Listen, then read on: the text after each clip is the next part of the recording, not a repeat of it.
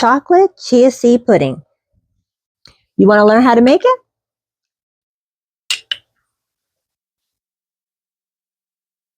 Okay, so let's start with the ingredients. We have organic cocoa powder. We have organic chia seeds and almond milk, vanilla extract, maple syrup, and sea salt. So we're going to start by adding the cocoa, which I sifted. So don't use cocoa right out of the pack. You're going to want to sift it first to make it a little bit finer. So we're going to add that into the bowl. And now we're going to add our maple syrup, which is just a few tablespoons.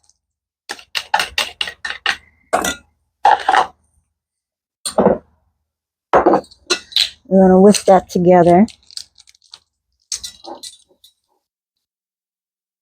You can use a different sweetener. That's up to you. You could use honey. You could use stevia, I believe. Agave. Right now, I'm just going to add 3 tablespoons of maple syrup to this recipe.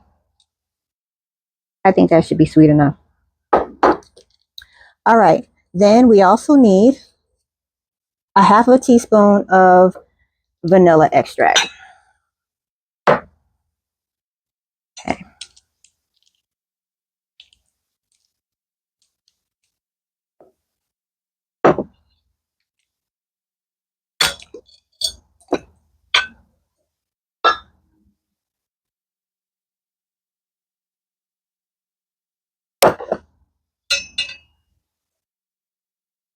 Okay.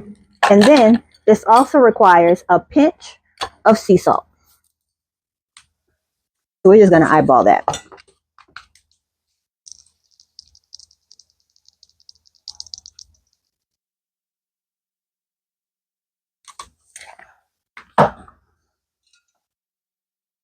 And we're just whisking this together until it looks like a paste.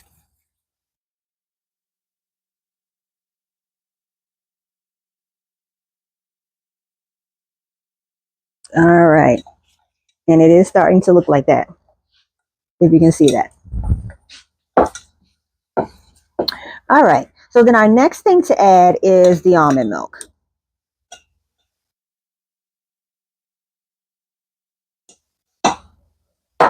Believe it or not, this is almond milk that I got from the Dollar Tree. So if you ever are in the pantry section and you see those milks that are in cartons on the shelf, they're shelf stable milks. So you can definitely get those if you wanted to like prep your pantry and have stuff for long term. The expiration date should be at least a year, if not 2 years ahead. And I bought it just to try it out, and I've been very impressed with it. So I've used it in a couple of different things.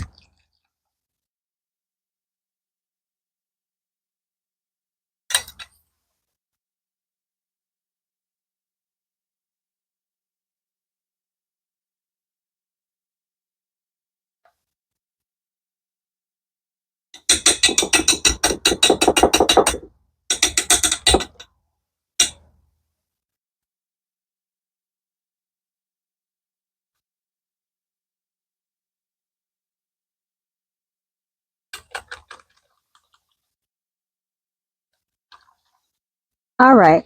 And then the next thing to add is our chia seeds. Now, what I have done for this recipe is I've taken the chia seeds and used my coffee grinder to create a chia seed powder.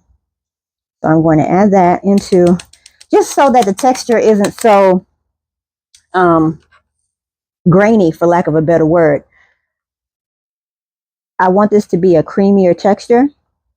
So for my preference, you can leave them whole and put them in here, but that's up to you.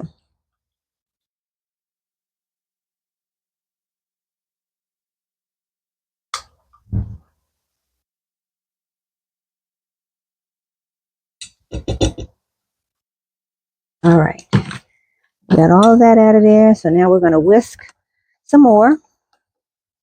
And what the chia seeds are going to do, they're going to expand like you do your overnight, chia puddings. And this is going to make it thicker.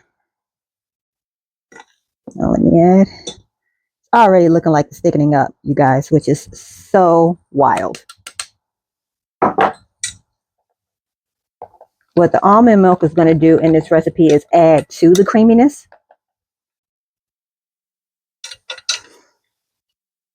So once I get this fully, I think the chocolate has now dispersed. It had gotten to a clump. So now that it's dispersed, it's looking kind of like how you would make the box mix of pudding. So what I'm going to do now is put a lid on it and put it in the refrigerator. This can sit overnight. But, if you are a little bit more impatient, you can definitely wait 3 to 5 hours to dig into it. It does say after about 30 or 45 minutes of being in the fridge, you might want to whisk it again. That's totally a judgment call on you, but I'll bring you back when we are taking it out of the fridge and I'll show you the end results. Okay, so now it's time. I just took it out of the fridge. Look at this pudding, you guys. Isn't just incredible. The texture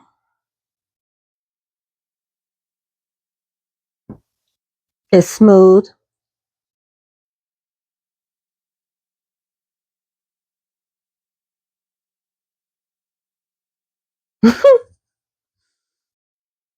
Now, this is not like your out of the box chocolate pudding. It's not like that. But this is a good pudding just the same. If you were looking for trying to get that chocolate pudding taste, that fix without it being such a issue on your spiking your blood sugar and stuff, this is the way to go. You can make a sweetened whipped cream to put on top. People have it with fruit. I really I really am almost speechless because this really is good. For just using a few ingredients, you're able to get a good dupe on a good chocolate pudding. I hope you guys try this recipe. I'm going to make myself an individual container of this so I can enjoy